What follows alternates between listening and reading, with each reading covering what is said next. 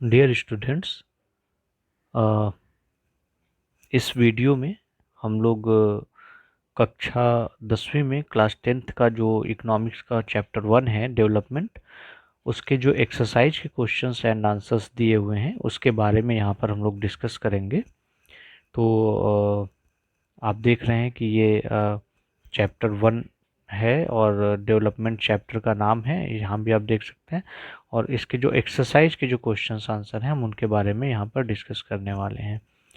तो पहला जो क्वेश्चन है ये ऑब्जेक्टिव क्वेश्चन है, development of a country can generally be determined by, and options are its per capita income, its average literacy level, its health status of its people and all of the above. तो ये जो all of the above है यानी ये जो तीनों options हैं ऊपर के, इन तीनों से ही जो है वो किसी कंट्री का जो डेवलपमेंट है उसको डिसाइड किया जाता है। सेकेंड जो क्वेश्चन है वो है which of the following neighbouring countries has better performance in terms of human development index than India.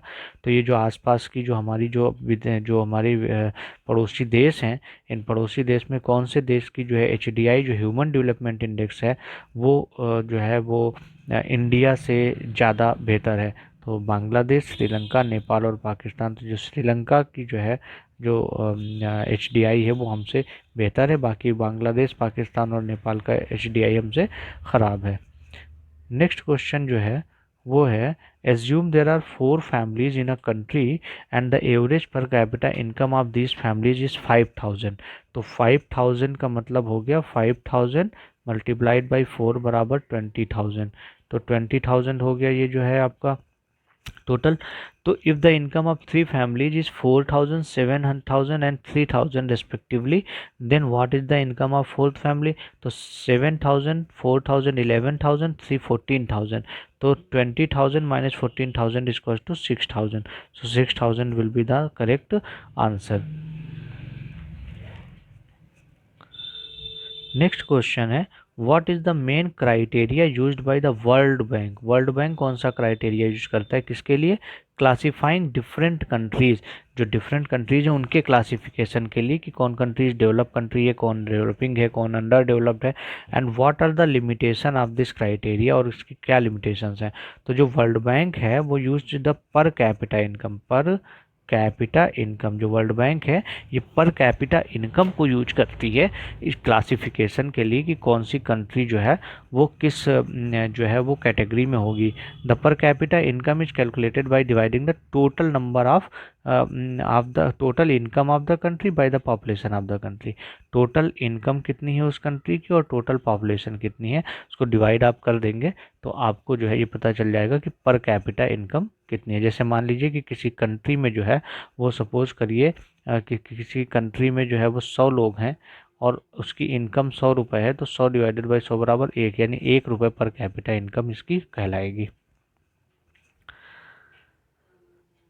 तो 2017 की अगर हम बात करें तो the countries with the per capita income $12 12,056 रुपये पर ईयर जो है जो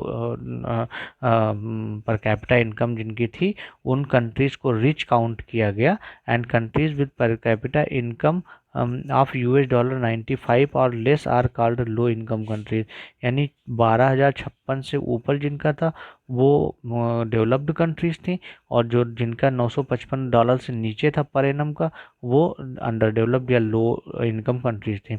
the limitation of this criteria क्या है? Other important factors are including literacy rate, infant mortality rate, health care are ignored while classifying the countries. जब हम countries को classify करते हैं तो ये जो अदर इम्पॉर्टेंट फैक्टर्स हैं कौन कौन से फैक्टर्स हैं? एक तो लिटरेसी रेट है, आपका इन्फेंट मोर्टेलिटी रेट है, हेल्थ केयर है, इनको इग्नोर कर दिया जाता है। Information about the unequal distribution of income is not mention by the World bank.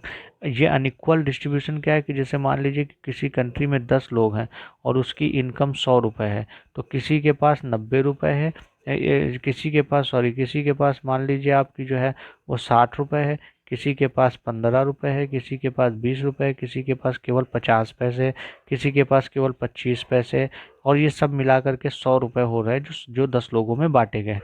तो यहाँ पर ये जो अनइक्वल डिस्ट्रीब्यूशन ऑफ इनकम है, ये इसके बारे में ये नहीं बताता है पर कैपिटा इनकम। ये नॉर्मली सीधे ये देख लेता है कि जिसके पास 60 है वो भी 1 रुपये वाला है, जिसके पास जो है वो 1 है वो भी 1 रुपये वाला है, जिसके पास 50 पैसे हैं वो भी 1 रुपये वाला है, ऐसे। तो ये जो है एक इसका ड्रॉबैक है। The economy of the country can not determine the development of the country. किसी कंट्री की इकोनॉमी उसका डेवलपमेंट डिसाइड जो है वो नहीं कर सकती है। नेक्स्ट क्वेश्चन है, in what respect is the criteria used by the UNDP for measuring development different from the one used by the World bank. तो ये दो चीज़ें हैं, एक वर्ल्ड बैंक है और एक यूनाइटेड नेशन डेवलपमेंट प्रोग्राम है। इसको यूएनडीपी कहते हैं, यूनाइटेड नेशन डेवलपमेंट प्रोग्राम। तो जो यूएनडीपी जो है जो यूज करता है वो वर्ल्ड बैंक से डिफरेंट यूज करता है। यूएनडीपी क्या करता है, ये compares countries based on the educational level of the people. एक तो educational level of the people, their health status, दूसरा हेल्थ स्टेटस, और तीसरा पर कैपिटा इनकम। यानी यहाँ पर 3 फैक्टर हो गए। जो यूएनडीपी जब कैलकुलेशन करता है डेवलपमेंट की तो वो 3 फैक्टर्स को लेता है, एक एजुकेशनल लेवल को, दूसरा हेल्थ स्टेटस को, और तीसरा पर कैपिटा इनकम को। This is in contrast with the method used by the World Bank, because the World Bank only calculates the per capita income for measuring development. तो ये दोनों में अंतर है। नेक्स्ट क्वेश्चन है, why do we use average. हम average क्यों लेते हैं? Are there any limitation of their use? Illustrate with your own examples related to the development. तो different countries have a different population, so calculating the average help in getting an estimated answer which can be used to compare different things at the different level. There are limitations of calculating average because we cannot know the difference in the income of the people and unfair distribution of income in a country or state. Unfair distribution जो मैंने अभी आपको बताया कि पता चला कि जो है वो 100 रुपये हैं और 10 लोगों में बंटने हैं, तो 10-10 रुपये सब में नहीं बट रहे हैं। किसी के पास 60 रुपये है, किसी के पास 10 रुपये है, किसी के पास केवल 1 रुपये पहुंच रहा है। तो this is called unequal distribution. तो ये अनइक्वल डिस्ट्रीब्यूशन जो हो रहा है, इस अनइक्वल डिस्ट्रीब्यूशन को जो है उसको भी हमको वो देखना होता है। तो इसलिए जब एवरेज कैलकुलेशन करते हैं तो ये सही जो है वो नहीं माना जाता है। जैसे इन्होंने एग्जाम्पल दिया है, देखिए कि ए और बी जो है वो 5 पीपल हैं। If we calculate per capita income of 2 countries A and B with 5 people each, 5-5 लोग हैं दोनों कंट्रीज में। कंट्री ए जो है वहाँ पर जो इनकम है वो 23,000, 22,000, 23,500, 28,000 और 25,000। अगर हम इसका टोटल करें तो ये टोटल जो इनकम आ रही है, ये टोटल इनकम आपकी जो है वो आ जाएगी लगभग 50,000 और 96,000 और 96,000 और 400, 1,21,000। ये लगभग आ जाएगा 1,21,000 डिवाइडेड बाई 5 पीपल। तो ये जो है कितना आएगा ये हम आगे अभी देखेंगे। The income of the people living in country B are 1,50,000 rupees, 22,000, 50,000, 4,000, 2,500। तो ये जो है जो कंट्री बी है, कंट्री बी में जो लोग रह रहे हैं उनमें से एक की इनकम 1,50,000, एक की 22,000, एक की 50,000, एक की 4,000 और एक की 2,500 है। तो द एवरेज जो है, the average income of one जो है, जो कंट्री ए है इसकी आ रही है 24,300 रुपये, और दो कंट्री बी की आ रही है 45,700 रुपये। तो इन दोनों में आप अंतर देखिए। जो एवरेज जब कैलकुलेट हम करते हैं तो ये जो है, जो हम एवरेज की बात करते हैं तो इसका एवरेज है 24,300 ए का, और बी का जो है जो एवरेज है वो है 45,700। तो हम देखेंगे कि ए के जो है, जो ए के जो लोग हैं रहने वाले, उनकी इनकम देखिए आप, ये 24,300 जो ये है इसके आसपास ही है सबकी। तो ये कहलाता है इक्वल डिस्ट्रीब्यूशन ऑफ इनकम। और यहाँ देखिए 45,700 के बहुत आगे हैं ये, और ये बहुत पीछे हैं दोनों। तो ये जो है ये कहलाता है अनइक्वल डिस्ट्रीब्यूशन ऑफ इनकम। तो ये चीज़ जो है, आप जब आप एवरेज कैलकुलेट करते हैं तो एवरेज में ये एक ड्रॉबैक होता है कि ये जो इनइक्वालिटी है इनकम की उसको कैलकुलेट नहीं करता है। So this proves that the average of the country B is higher than the of country A, but there is a disparity in the income distribution of country B. Country B में जो income का है distribution और disparity है, and the income is very evenly distributed in country A. तो country ए में income का distribution सही से हुआ है। नेक्स्ट क्वेश्चन है, केरला विद लोअर पर capita income has a better human development ranking than Haryana. Hence, per capita income is not a useful criteria at all, and should not be used to compare states. Do you agree? Discuss. तो जो केरला का जो पर capita income है वो कम है, but human development index जो है वो उसका ज़्यादा है। जैसे यूएनडीपी ने, जब हमने बताया कि यूएनडीपी जब यूज करता है तो वो एजुकेशनल लेवल को भी देखता है, वो पर कैपिटा इनकम को भी देखता है, और वो जो है वो हेल्थ स्टैंडर्ड को भी देखता है। तो ये तीनों सेक्टर लेकर के अगर हम देखें तो केरला जो है वो आगे है सबसे। और हरियाणा की जो है वो पर कैपिटा इनकम ज़्यादा होने के बाद भी उसका एचडीआई जो है वो अच्छा नहीं है। तो per capita income is not a useful criteria for all, should not be used to compare state. This is true because the literacy rate, infant mortality rate, healthcare facilities are better in Kerala as compared to Haryana. Haryana के comparison में in fact mortality rate, literacy rate, health care facilities, ये सारी चीज़ें ज़्यादा बेहतर है। The per capita income is the only calculated by calculating the average income of the state irrespective of any other factor, जो मैंने अभी पिछले वाले क्वेश्चन में एवरेज के बारे में जो बताया था। नेक्स्ट क्वेश्चन है, find out the present source of energy that are used by the people in India that could be other possibilities 50 years from now. अभी कौन सी जो है एनर्जी का सोर्स हम लोग यूज कर रहे हैं और आगे 50 साल में इसकी क्या सिचुएशन होगी। तो the present source of energy used by people in India include firewood, coal, petroleum, crude oil and natural gas. ये 4-5 चीज़ें जो है हम यूज करते हैं। Other 50 years from now can be using solar energy and wind energy. अभी बहुत तेज़ी से सोलर एनर्जी जो है इसका बहुत तेज़ी से फैलाव हो रहा है, बहुत तेज़ी से इसको लोग एडॉप्ट कर रहे हैं, और ये रिन्यूएबल सोर्स ऑफ एनर्जी है। ये मतलब जो है एनर्जी ख़त्म नहीं होती यूज के साथ में, क्योंकि ये सन से रिचार्ज होता है, और सन जो है वो तो कभी ख़त्म होने वाली चीज़ है नहीं। तो various energy, this is because the current usages of sources of energy may result in loss of the resources for future generation. अगर हम लगातार ये जो है बाकी जो एनर्जी के सोर्सेज हैं, फायरवुड है, कोल है, पेट्रोलियम, क्रूड ऑयल और नेचुरल गैस, अगर हम लगातार इन्हीं का यूज करते रहते हैं, कोई alternative solar energy, wind energy जैसा नहीं निकालते हैं, तो ये होगा कि फ्यूचर जनरेशन के लिए हमारे पास कुछ भी नहीं बचेगा। नेक्स्ट क्वेश्चन है, why is the issue of sustainability important for development. Sustainable development एक टॉपिक आप लोगों ने सुना होगा, तो सस्टेनेबल डेवलपमेंट जो है वो क्यों जरूरी है डेवलपमेंट के लिए। So sustainable development refers to using natural resources in a manner so that they can be used by the present and future generation. ऐसे तरीके से जो है जो resources हमारे natural resources हैं, इस तरीके से उनका utilization करना है कि हम भी यूज करें और फ्यूचर जनरेशन के लिए भी वो चीज़ें बची रहें। The issue of sustainability is important for development because if the natural resources are not used carefully they may not be available for the future generation. तो अगर हम उसको ढंग से यूज नहीं करेंगे तो फ्यूचर जनरेशन के लिए जो है वो बचेगा नहीं। The depleting resource of the country may untimely result in lack of development of a country. और अगर ये जो डिप्लीटिंग है लगातार घटता जाएगा, रिसोर्सेज जो है लगातार घटते जाएंगे, तो उससे रिजल्ट क्या होगा कि अनटाइमली रिजल्ट जो है अनटाइमली वो ख़त्म हो जाएगा, और डेवलपमेंट जो कंट्री का जो डेवलपमेंट है वो रुक जाएगा।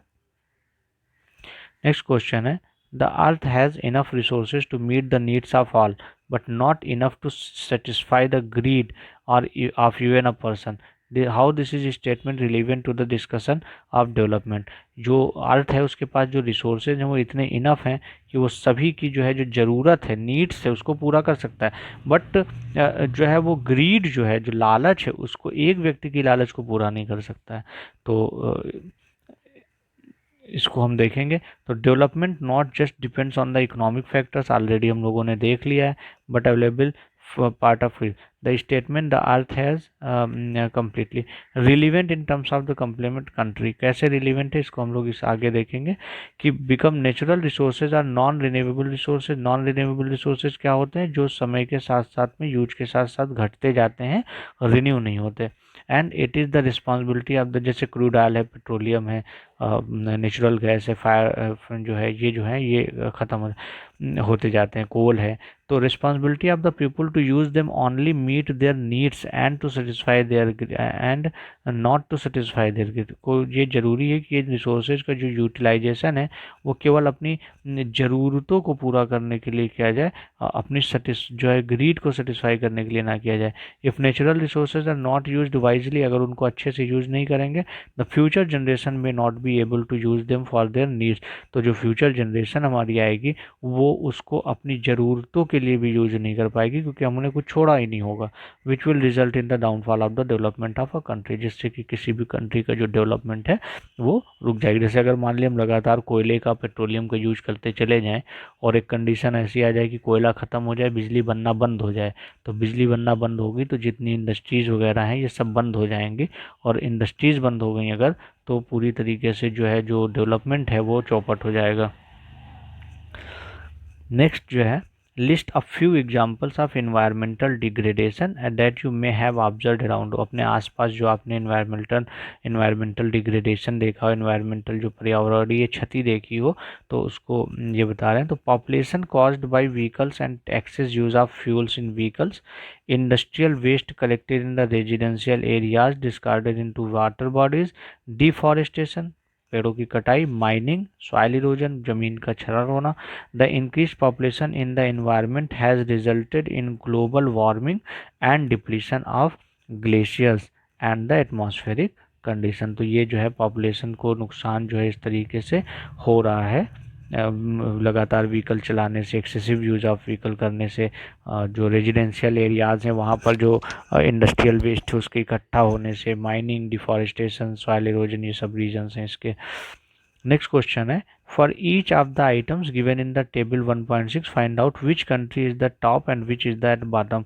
तो as per table 1.6 Sri Lanka tops in all 4 categories, it has the highest gross national income, life expectancy at birth, many years of schooling of people as they is 25 and above HDI ranking in the world. तो जो countries हैं उन countries में जो जो श्रीलंका है वो ये चारों जो एरियाज़ हैं, कौन कौन से, ग्रॉस नेशनल इनकम, ये जो 4 एरियाज़ हैं आपके, ग्रॉस नेशनल इनकम है, जो लाइफ एक्सपेक्टेंसी एट बर्थ है, और mean year of schooling people है, और दूसरा HDI की जो रैंकिंग है, इनमें श्रीलंका सबसे आगे है। Nepal has the lowest gross national income among the given country, जो कि कंट्रीज जो दी हुई हैं उनमें नेपाल की जो ग्रॉस नेशनल लेवल इनकम है वो नेपाल की सबसे जो है वो कम है। Pakistan has the least life expectancy at birth and ranks the lowest HDI ranking in the world among the given countries. जितनी कंट्रीज दी हुई हैं उसमें पाकिस्तान जो है वो उसकी लाइफ एक्सपेक्टेंसी कम है और उसकी जो HDI रैंकिंग है वो सबसे लोवेस्ट है, यानी जो कंट्रीज दी उन कंट्रीज में। Mean year of schooling of people above is the lowest for Myanmar and Nepal. तो mean year of schooling of people जो है वो म्यांमार और नेपाल में सबसे कम है। नेक्स्ट क्वेश्चन है, the following table shows the proportion of adult age 15 to 49 whose BMI is below normal in India. It is based on a survey of various states for the year 15-16. Look at the table and answer the following questions. तो ये table दी हुई है कि ये केरला की जो है जो मेल और फीमेल की जो BMI है और ये इस तरीके से दिया हुआ है, इसको हम लोग देखेंगे और आगे हम इसका जो है compare the nutritional level of people in Kerala and Madhya Pradesh. तो the nutritional level of people in Kerala is higher than the nutritional level of people in Madhya Pradesh. इसको हम इसमें से देख भी सकते हैं कि आप केरला का जो न्यूट्रिशनल लेवल है वो जो है वो ज़्यादा है, ये जो है केरला का जो न्यूट्रिशनल लेवल है वो मध्य प्रदेश के कंपैरिजन में वो जो है ज़्यादा है। और अगला है, can you guess why people why around 1/5 of population in the country are undernourished even though it is argued that there is enough food in the country, describe in your words। क्या आप बता सकते हैं कि जो आप देखेंगे table तो उससे लिख रहा है कि कंट्री का 1/5 यानी लगभग 20% जो है जो लोग हैं वो अंडर नरिश्ड हैं, और अंडर नरिश्ड होने के पीछे क्या रीज़न है, जबकि ये कहा जाता है कि भारत के पास इनफ फूड जो है वो अवेलेबल है, यानी फूड के हमारे पास भंडार है। तो 1/5 of the population in the country are undernourished even though it is argued that there is enough food in the country because of the following reasons। क्या क्या रीजंस दिए हुए हैं। The disparity in the distribution of food grains by the public distribution system, जो PDS है, public distribution system है, उससे जो फूड बांटा जाता है वो सही नहीं है, उसका डिस्ट्रीब्यूशन का जो सिस्टम है वो सही नहीं है। Nutritious food can not be afford by the poor population in the country, जो पुअर पॉपुलेशन है, जो गरीब लोग हैं, वो लोग जो है वो न्यूट्रिशियस फूड चूँकि थोड़ा सा महंगा होता है तो उसको वो अफोर्ड नहीं कर पाते। इसके अलावा educational backwardness of the people result in unemployment because which people cannot afford the basic necessity of food। educational backwardness की वजह से लोग अनएम्प्लॉयड हैं और अनएम्प्लॉयमेंट की वजह से उनकी अर्निंग कम है, और अर्निंग कम होने की वजह से जो बेसिक नेसेसिटी है फूड की वो भी वो पूरी नहीं कर पाते। There is no proper distribution of ration at the fixed price store, जो जो पीडीएस की शॉप्स हैं, जो फिक्स्ड प्राइस शॉप्स हैं जिनको राशन शॉप्स कहते हैं, तो वहाँ पर भी जो है वो जो खाना है, जो फूड ग्रेन्स है, उसका सही से डिस्ट्रीब्यूशन नहीं होता है। तो ये जो है कुछ रीजंस हैं जिसकी वजह से कंट्री में अंडर नरिश्ड जो है वो लोगों की संख्या ज़्यादा है।